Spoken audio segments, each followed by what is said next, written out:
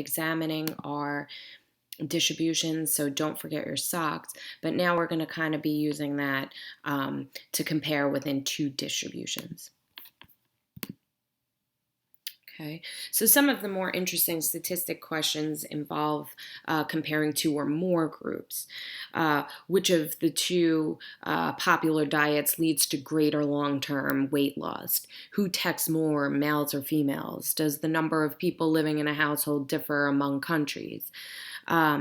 So you should always be discussing shape, center, and spread, also possible outliers, whenever you compare the distributions of a quantitative variable. So let's go ahead and take a look at two graphs. You guys, I put this in here for you in your handout. So how do the number of people living in households in the United Kingdom and South Africa compare? Okay, so let's see, we have 50 students from each country, and there's a dot plot of the household sizes reported by the survey respondents. Okay, so we want to compare the distributions of household size for these two countries. This is essentially the same thing that I asked you to do with the EPA gas mileage or highway mileage.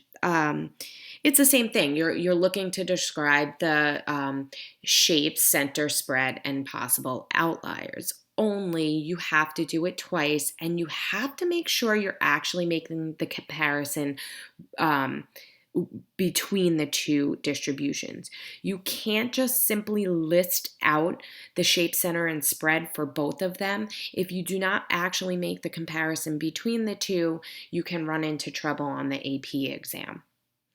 So what I mean by that is I have to actually make a comparison within the shapes. So if I wanted to describe the shape here of the UK and the South African sample separately, you wouldn't get credit on the AP exam. So something more like the distribution of the household size for the UK sample is roughly symmetric, right? So down here at the UK, not perfect, but this is definitely something that we can explain as being roughly symmetric, okay? And it also is unimodal, okay? Now you have to make the comparison with the South Africa. While the distribution for the South African sample is skewed to the right, so you definitely have a tail end at the right here.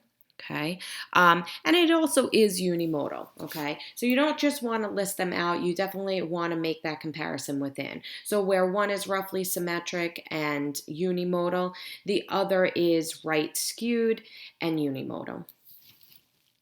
If we want to talk about the center here, household sizes for the South African students tended to be larger than for the UK students. The midpoints of the households for the two groups are 6 people and 4 people respectively, so slightly larger for South African students. Okay. The spread.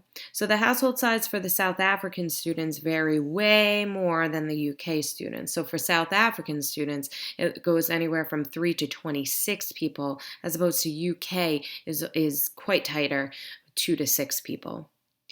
And then outliers.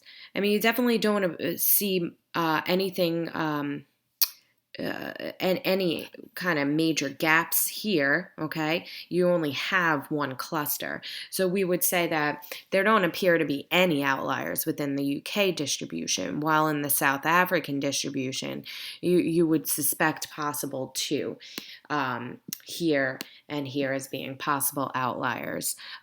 So students reporting to live in 15 to 26 people households, that would possibly be outliers for that distribution. And that's it. Next video, we're moving on with a different type of graph to display our quantitative distributions.